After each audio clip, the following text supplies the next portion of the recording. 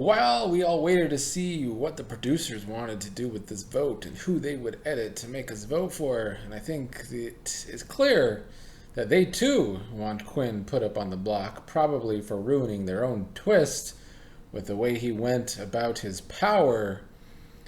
There's not a whole lot to talk about with the last 24 hours on feeds. I mean, I feel like we have a little bit more Tucker Rubina showmance going on, and people concerned about that because this house does hate showmances.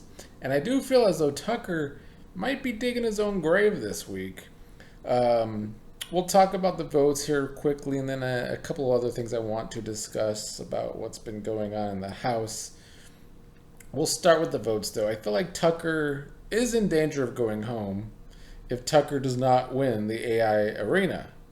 Now, if he is left on the block against Kenny, then I think Tucker stays. I think that is probably the only person Tucker can beat in a vote this week is Kenny. A lot of people have called out Kenny for his lying about his food truck, and a lot of people already seem to know that he's a cop. Kenny must not have been the best undercover cop. I mean, he's done no undercover work here. Maybe it's his Boston accent that makes him sound like a cop. Maybe in Boston everyone sounds like that, so nobody suspected he was an undercover cop back in his day. I don't know how he did as an undercover cop, though, because in this game he's had 0 game and 0 undercoverness. Now, if Quinn is voted up on the block, is there a chance of him going home? 24 hours ago, I would have said it could be a close vote if it comes down to Quinn and Tucker on the block together. Some of the girls were seeing that Tucker is for the girls. Like, Tucker will protect the girls. Tucker's most of his targets are guys. Tucker wants to get out his fellow competitive guys.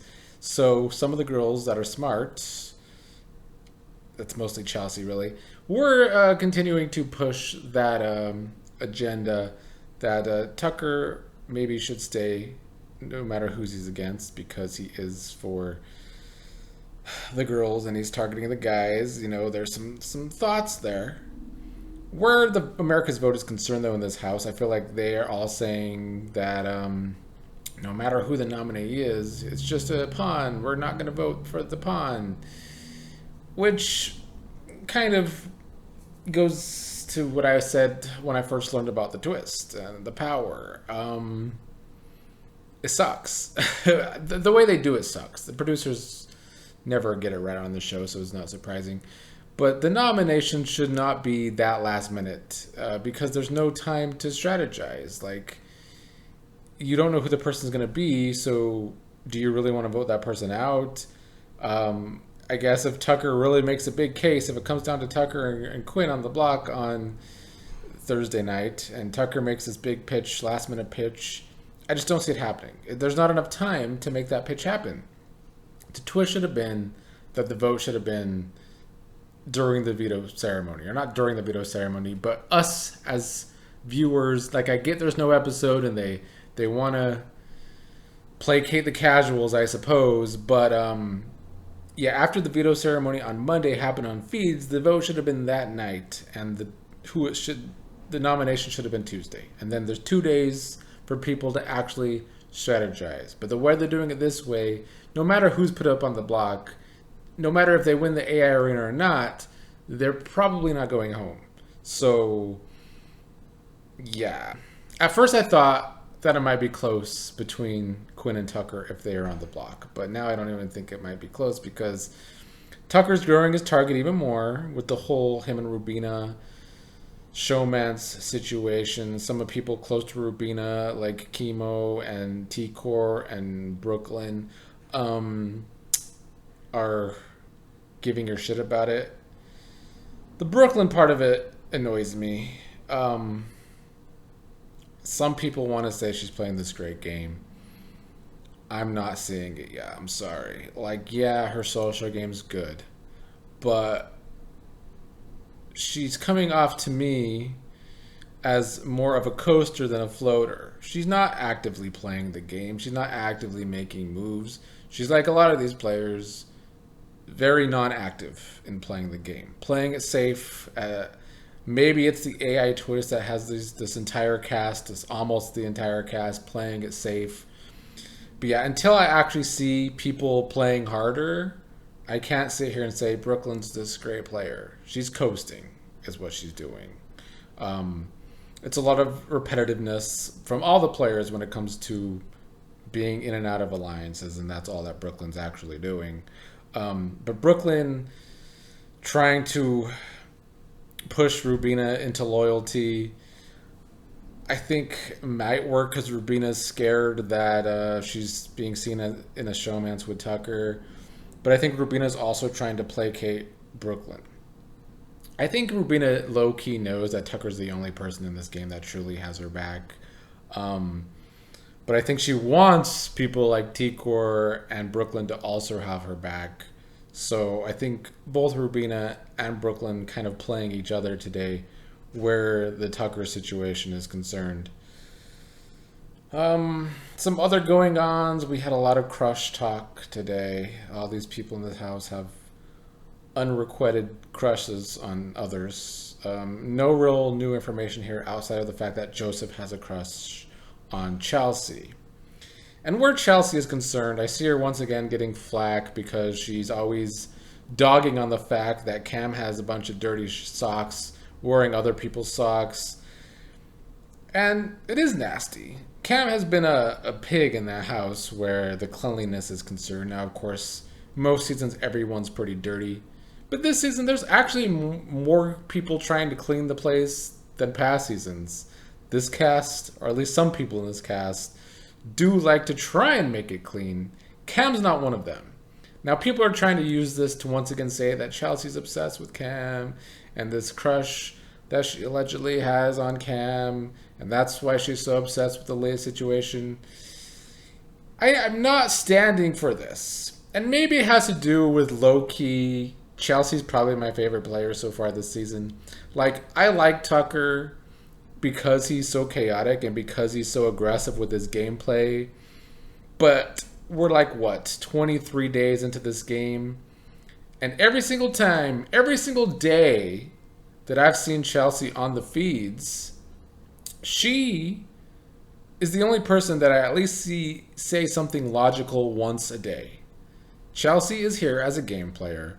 And Chelsea was not just talking shit about Cam today. She was also talking shit about a lot of others and their lack of cleanliness. The biggest one being MJ, and her dirty feet and being in the bed with her dirty ass feet. Chelsea was not just calling out Cam, is my point here.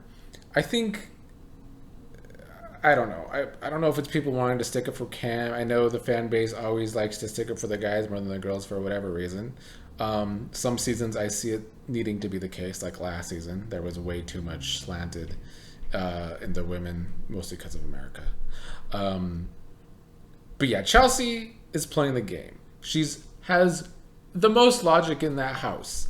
I think she, like a day or two ago, I think it was like a day and a half ago now, where Chelsea somehow in her gut knew who the top 3 vote getters would be for America, and the people that would be Joseph, Quinn, and Cam. I think she already has a good read on what's going on in the house, but also a good read on what's going on outside of the house with America. So yeah, I will continue to stick up for Chelsea where the Cam situation is concerned, because yeah, she finds him attractive, but she's never made a move to try and make it a showmance. And I think she's always very logical in everything she's saying. Cam is messy. MJ's messy. She goes on her little rants. Let her go on her little rants, because at least someone in that house is being logical, and I'm going to continue to commend that. So yeah, I like Chelsea, and she's one of my favorites along with Tucker. But where the vote is concerned, Tucker could be going home, unless he's on the block against Kenny. I think most of us agree Kenny going home is best for the game. He got another bad edit, finally, from the producers in Wednesday night's episode. He does deserve to go home, because he's not there playing the game. We've been saying this all along, or at least I've been saying this all along. So, Kenny getting the boot is, I guess, good for the long-term game. I still don't think it's good for next week's game. Quinn having this power, getting all the blood on his hands. We're going to have Angela Tucker nominated again.